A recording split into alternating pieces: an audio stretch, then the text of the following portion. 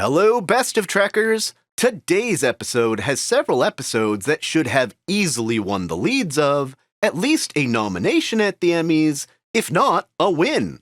Thanks for joining me on this episode of Best of Trek, Worst of Trek. I'm your host, Dustin Wing.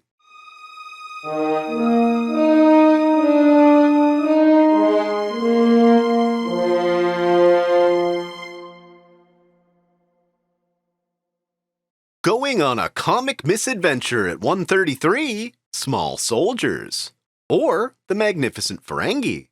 An episode that shows when push comes to shove, the Ferengi are still just maybe one step above the seriousness of their first appearance in The Last Outpost. While the Ferengi are pretty bumbling here, that's the charm of the episode. One of Trek's few purposely funny episodes that actually comes off as hilarious, as Quark and a team of other Ferengi attempt to rescue Ishka from the Dominion. Though to start, Quark is now profiting off his latest scheme, to extract free syrup of squill from the distributor after calling them out on market manipulation. The bulk of the rest of the episode centers around Quark and Rom putting together their Ferengi team of subpar adventurers to undertake a prisoner exchange on Empok Nor.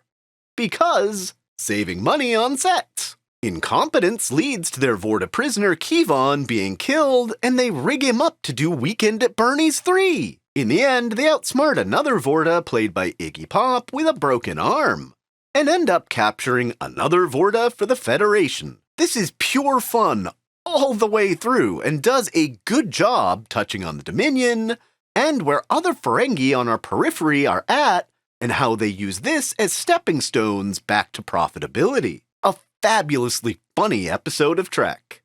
Meeting our main characters at 132, Broken Things. Or The End is the Beginning. Yes, it takes 3 episodes to meet all our main characters, and we still won't leave Earth till the end of this one. But this episode shows us how well and truly broken everyone is. Raffi's just vaping in the desert. Rios had an accident just before we meet him with shrapnel in his shoulder, and Agnes gets to make her first kill when she shows up out of nowhere at Chateau Picard mid-battle with the Romulan Zhat Vash. On the Borg cube, Soji doesn't yet know she's broken, but as she tries talking to XB Ramda, who likely caused the submatrix collapse of the cube via her knowledge of the admonition, we see how broken Ramda was before and after assimilation as she tries to attack Soji and foreshadow Zeb Sheneb. While this episode is all set up, it's well acted and introduces the season arc mystery quite well. A Blazin' Bev production at 131. What is even real? Or Frame of Mind? Easily the best Riker-centered episode, while also having some of the weirdest twists and turns in Trek. Neither Riker nor the audience truly knows what's real until the very end, as his mind draws from the recent experience starring in a play set in an alien mental asylum. Along the way, we see a not Borg queen using a spoon to contact the collective. There's this great self-reflection scene where Riker's mind is probed and other cast members represent his personality. The episode also hosts some really decent special effects. There's not much to say about the episode, but it's just one you have to watch and experience. Though, how exactly did this one not win Jonathan Frakes an Emmy for Best Actor? Breaking the Hippocratic Oath at number 130. Doctor's Got a Doctor. Or Critical Care. When the doctor's program is stolen by a shady merchant named Gar, what ensues is one of Trek's biggest moral gray areas. He's sold to a medical facility on a planet with a caste-based care system. The least contributing get near no care, while important citizens have access to preventative care.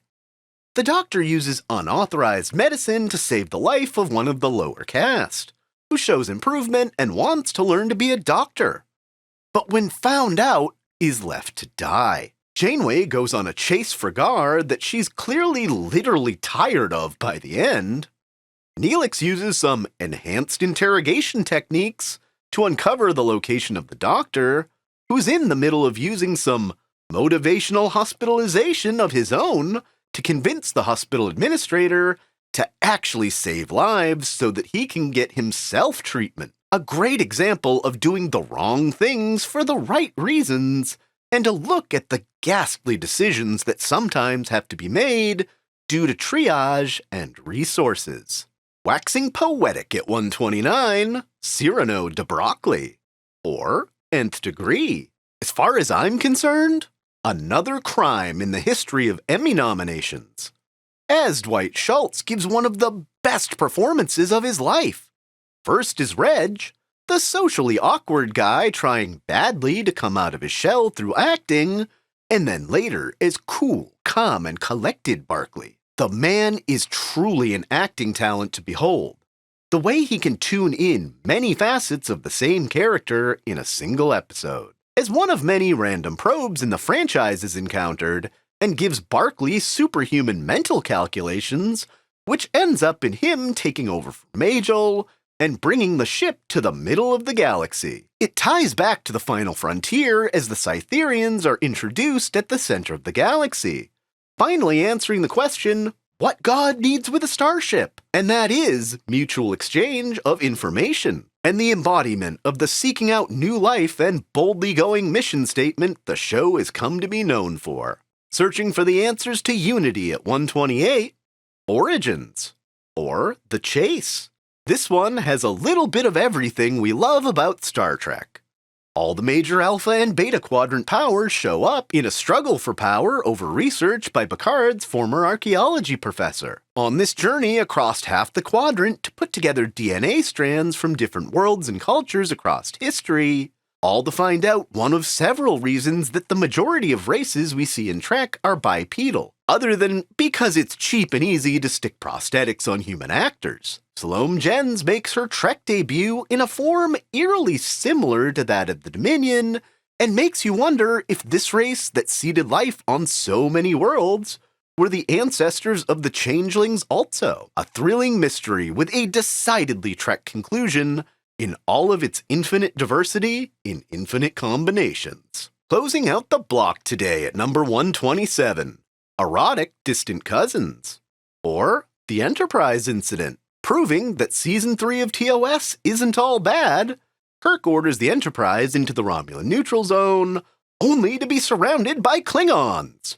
Well, really it's Romulans using surplus Klingon designs in this era because the original Bird of Prey model was destroyed after Balance of Terror.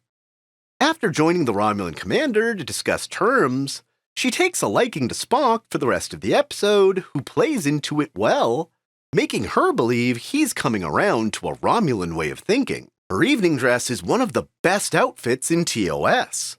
Though all the misdirection about Kirk being mentally unfit was really just a way to steal a Romulan cloaking device, which they use to render Enterprise invisible and slip away. We find out Spock's been in Starfleet for 18 years at this point. I'm still torn as to whether this portrayal or Carolyn Seymour's Romulan commander are the best in the franchise. There is so much passion in the writing and acting, it really makes you wonder, what happened to the rest of Season 3? Ah, computer. That program is available. Thanks, Major. Thanks, Major. Lieutenant Barkley is on holodeck 3. Thanks, Major. There is no such device on file. Pattern match found. Thanks, Major. Not under orders from Starfleet Command. Thanks, Major. Dr. McCoy!